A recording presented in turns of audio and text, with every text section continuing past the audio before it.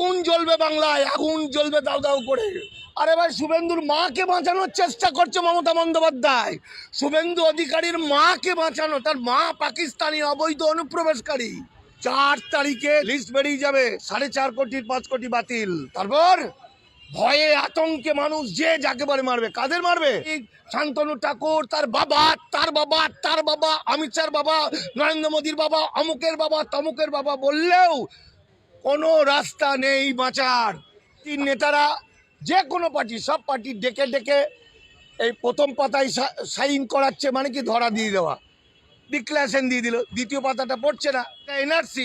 তারাও মার খেয়ে মরে যাবে, তাগুলো ছুটে পাঠাবে, 4.5 কোটি মানুষ শেষ হয়ে যাবে, আর বাকিজন ধেই ধেই করে নাচবে। এটা হতে পারে না। মুখ্যমন্ত্রী অবৈধ অনুপ্রবেশকারীদের সাহায্য করছেন, এটা বাস্তব। কারণ সেই অবৈধ অনুপ্রবেশকারীদের মধ্যে অধিকারী একজন, সেই অবৈধ অনুপ্রবেশকারীদের মধ্যে শুভেন্দু অধিকারীর মা একজন, সেই অবৈধ অনুপ্রবেশকারীদের মধ্যে আমাদের ঋত্বিক ঘটকের পরিবারের মানুষগুলো অবৈধ, মহাশ্বেতা দেবীর পরিবারের মানুষগুলো অবৈধ, অমর্ত্য সেনের পরিবারের মানুষগুলো অবৈধ। যেটা আমি অত গভীরে জানি না, কিন্তু যেটা কাগজে দেখলাম, মুখ্যমন্ত্রী নির্বাচন কমিশনকে চিঠি লিখেছেন এসআইআর বন্ধ করে দেওয়ার জন্য। বাস্তবিক ইনি যে কথাটা বলেছেন বন্ধ করে দেওয়ার জন্য, এটা নিয়ে অনেকে খিল্লি করেছে, বিশেষত বিজেপিপন্থী মানুষরা সমালোচনা করেছে। কিন্তু 4 ফেব্রুয়ারি কি 9 ফেব্রুয়ারি যখন এসআইআরের রেজাল্টটা বেরোবে, তখন দেখবেন প্রতিটি মানুষই বলতে বাধ্য হবে যে মুখ্যমন্ত্রী যে কথাটা বলেছে সেই সুরে আমরা সুর মেলাম না কেন। কারণ এসআইআর কি করতে পারে সেটা বিহার দেখিয়ে দিয়েছে। বিহারে দেখুন, বাংলা ভাগ, ভারত ভাগের নাম করে বাংলা ভাগ হয়েছে, বিহার ভাগ হয়নি।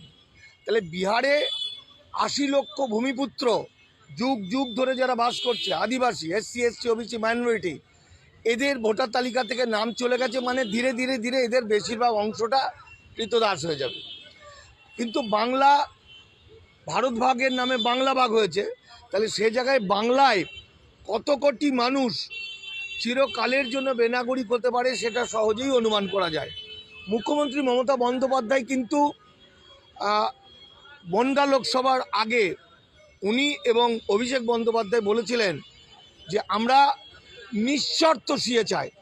যদি নিঃশর্ত নাগরিকত্ব দেওয়া হয়, সিএ দেওয়া হয়, তাহলে আমাদের কোনো আপত্তি নেই। কিন্তু তার পার্টির এমন কোনো নেতা নেই বা প্রচারক নেই যে মুখ্যমন্ত্রীর বার্তাটা জনগণের কাছে পৌঁছবে। ফলত মুখ্যমন্ত্রী আজকে যে এসআইআরের ভয়াবহতা, এখন তো কয়েকজন বিএলও মারা যাচ্ছেন, যাদের মারা যাওয়ার কথা নয়, যাদের অন্যায়ভাবে বাঘের মুখে ফেলা হয়েছে। কিছু মানুষ আতঙ্কে মারা যাচ্ছে। এই মানুষগুলোর সংখ্যা 20, 21, 22, 23, 24, 25 কি 30। কিন্তু যখন 4.5 কোটি মানুষ বাতিল হবে, যখন 4 এপ্রিলের পর জানা যাবে যে 4.5 কোটি বাঙালি চিরকালের জন্য বেনাগরিক হয়ে গেলেন, কৃতদাস হয়ে গেলেন, হঠাৎ করে পশ্চিমবঙ্গটা যেন অন্ধকার হয়ে যাবে, সেই সময় যে ভয়াবহতা তৈরি হবে, তখন কিন্তু মানুষ মনে করবে যে মুখ্যমন্ত্রী মমতা বন্দ্যোপাধ্যায় যথার্থ বলেছিলেন, ঠিক বলেছিলেন। আমরা তার সঙ্গে বললাম না কেন? মুখ্যমন্ত্রীর সঙ্গে রাজনীতিগতভাবে নানা জনের নানা মত থাকতে পারে, ইচ্ছা থাকতে পারে, তার বিরুদ্ধে থাকতে পারে, কিন্তু রাষ্ট্রের একটা যুক্তরাষ্ট্রীয় কাঠামোর একজন মুখ্যমন্ত্রী হয়ে তিনি যেহেতু যখন রাষ্ট্রের বিরুদ্ধে কথা বলছেন, মামলা করছেন, তখন বুঝতে হবে বিষয়টা অত্যন্ত গভীর। বাঙালির এই বোধটা এখনো তৈরি হয়নি যে বাঙালির, আপনারা জানেন যে কয়েকদিন আগে, মানে মাত্র 4-5 দিন আগে স্বরাষ্ট্রমন্ত্রী অমিত শাহ একটা কথা বলেছেন। সেই কথাটা হলো, তিনি বলেছেন, দাদা আমার ব্যাগটা, তিনি বলেছেন 1951 সাল থেকে 2014 সালের মধ্যে যারা এসেছেন এবং যারা এলটিভি নিয়েছেন, মানে লং টার্ম ভিসা নিয়েছেন, অর্থাৎ যারা এলটিভি পেয়েছেন কবে থেকে, 1951, 2014, এর মধ্যে যারা এলটিভি পেয়েছেন একমাত্র তারা সিএ এর মাধ্যমে নাগরিকত্ব অর্জন করতে পারে।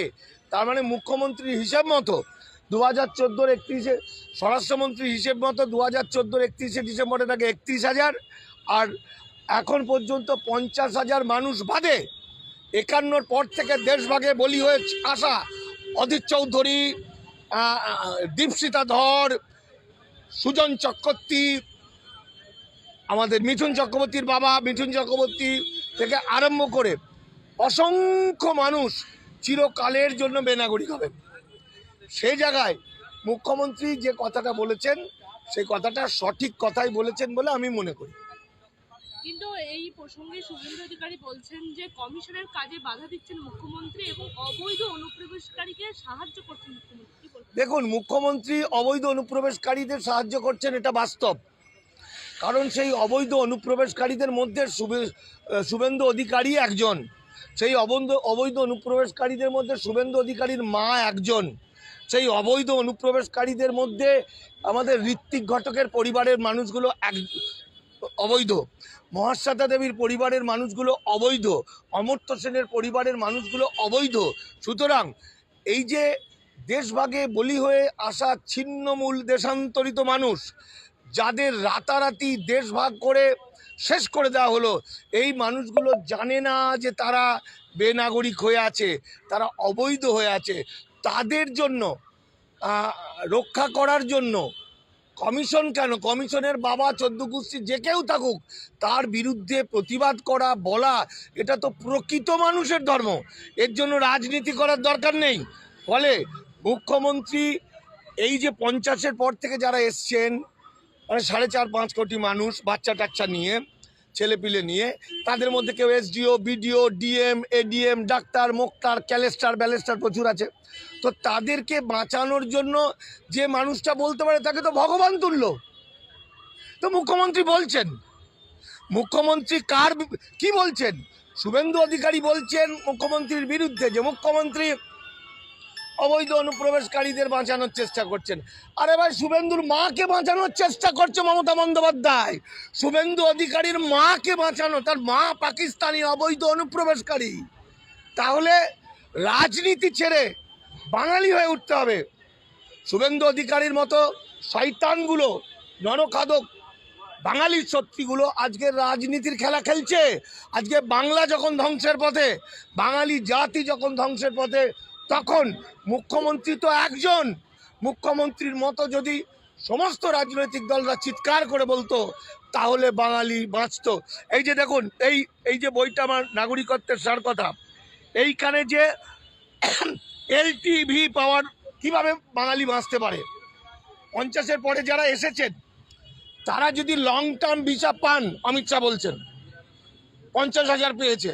যাদের কাছে পাসপোর্ট ভিসা ছিল সেই সময়, বা যারা পাসপোর্ট ভিসা আমি বলছি না, মাইগ্রেশন সার্টিফিকেট নিয়ে এসছেন, বা যারা উদ্বাস্তু ভোটার স্লিপ নিয়ে এসছেন, বা যারা উদ্বাস্তু সার্টিফিকেট পেয়েছেন, এই প্রত্যেকটা মানুষই তো লং টার্ম এই আইন অনুযায়ী নাগরিকত্ব পেতে পারতেন।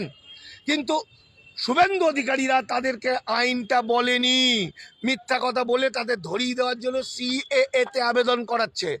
সিএএ-এর আগের অংশটা হলো এলটিভি। যে এলটিভি পাবে সে সিএতে আবেদন করতে পারবে। ফলে মুখ্যমন্ত্রী যেটা করেছেন সেটা বাঙালির কাজ করেছে, বাংলার কাজ করেছে, মনুষ্যত্বের কাজ করেছে, বিবেকের কাজ করেছে, ইতিহাসের থাকার মতো কাজ করেছে। এই দেখুন, একটা জিনিস আপনাদের দেখায়, আপনি এই দেখুন কি লেখা আছে, খুব ভালো করে পড়ুন। এই বইটার সমস্ত 50 সালের পর থেকে আইন কানুন লেখা আছে। বিজেপির তোষণ, সিএতে আপত্তি নেই মমতার। অর্থাৎ গণশক্তি বলছে মমতা সিএ করে উদ্বাস্তুদের ধরিয়ে দিতে চাইছে, কিন্তু আসলে আইনটা দেখে নিন আপনারা। এই দুটো লাইন আইন কি বলছে, নিঃশর্ত করলে সিএতে আমাদের আপত্তি নেই। উনি বলছেন নিঃশর্ত নাগরিকত্ব দিলে, যে নিঃশর্ত নাগরিকত্বের জন্য মমতা বালা ঠাকুর অনশন করলেন, আমৃত্যু অনশন করলেন, সেটা হলো নিঃশর্ত নাগরিকত্ব ছাড়া বাংলার বাঙালির বাঁচার রাস্তা নেই। এখানে বাঙাল ঘটি মিলেমিশে একাকার। এখানে সমাজ মানে পাশের বাড়ি, চেনা জানা, আত্মীয় স্বজন, বন্ধু বান্ধব, বাঙাল ঘটি সব মিলেমিশে একাকার। ফলে মমতা বন্দ্যোপাধ্যায় যে পার্টিই করুক, সমস্ত পার্টির ঊর্ধ্বে উঠে বলা যায় তিনি যে কথাটা বলেছেন সেটা বাংলা এবং বাঙালি জাতিকে রক্ষা করার জন্য। আর যারা নরখাদক, বাঙালির শত্রু, বেঈমান, শয়তান, যাদের জুতো পেটা করতে হয়, তারা শুভেন্দু অধিকারীর মতো কিছু লোক, এছাড়া আর কিছুই নয়।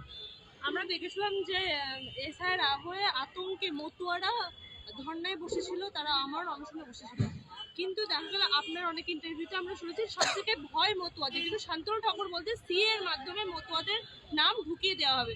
তাহলে কি আদৌ মতুয়ারা সেফ এই এসআইআর হলে? কি বলবেন? এসআইআর মানে নাগরিকত্বের, এসআইআর হচ্ছে 326 নম্বর ধারা অনুযায়ী। 326 নম্বর ধারা বলছে যারা সিটিজেন অফ ইন্ডিয়া, তাদের 18 বছর বয়স হলে তারা ভোটাধিকার পাবে। সিটিজেন অফ ইন্ডিয়া কারা? যারা 1948 সালের 19 জুলাইয়ের আগে থেকে বাস করছে তারা সিটিজেন অফ ইন্ডিয়া। তারপরে যারা এসে সিটিজেনশিপ পেয়েছেন, নাগরিকত্ব আকাশ থেকে পড়ে না, নাগরিকত্ব মায়ের পেট থেকে পড়ে মানুষ।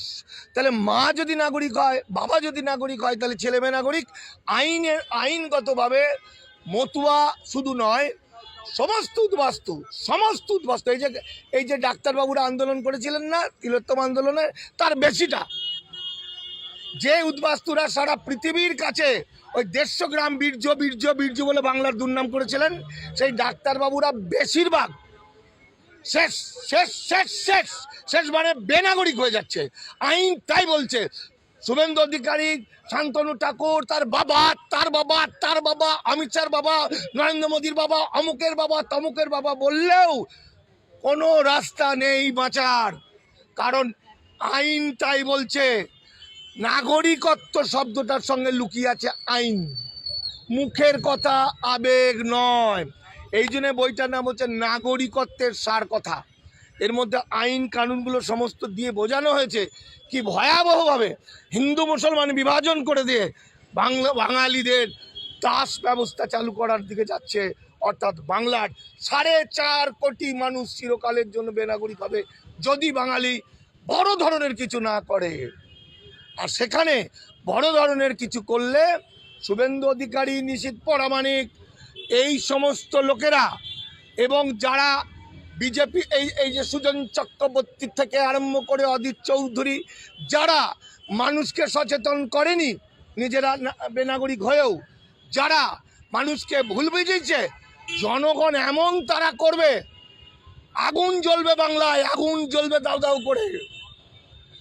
4 তারিখে 4 ফেব্রুয়ারি লিস্ট বেরিয়ে যাবে, 4.5 কোটির 5 কোটি বাতিল। তারপর ভয়ে আতঙ্কে মানুষ যে যাকে বলে মারবে। কাদের মারবে? বিএলও, এদের কোনো দোষ নেই, বাঘের মুখে ফেলে দিয়েছে। পার্টির নেতারা, যে কোনো পার্টি, সব পার্টি ডেকে ডেকে এই প্রথম পাতায় সাইন করাচ্ছে, মানে কি ধরা দিয়ে দেওয়া, ডিক্লারেশন দিয়ে দিল, দ্বিতীয় পাতাটা পড়ছে না, এটা এনআরসি। তাহলে তারাও মার খেয়ে মরে যাবে, আর নেতাগুলো ছুটে পাঠাবে, আগুন লাগিয়ে দেবে। এর বাইরে কিছু নেই। 4.5 কোটি মানুষ শেষ হয়ে যাবে, আর বাকিজন ধেই ধেই করে নাচবে। এটা হতে পারে না। অঙ্ক বলছে না, যুক্তি বলছে না, আইন বলছে না, এটাই বাস্তব। অর্থাৎ বাংলার হিন্দু, মুসলমান, খ্রিস্টান, বৌদ্ধ সব এক হয়ে যাবে। বাঁচার জন্য সমস্ত মানুষ একত্রিত হবে এবং লড়াই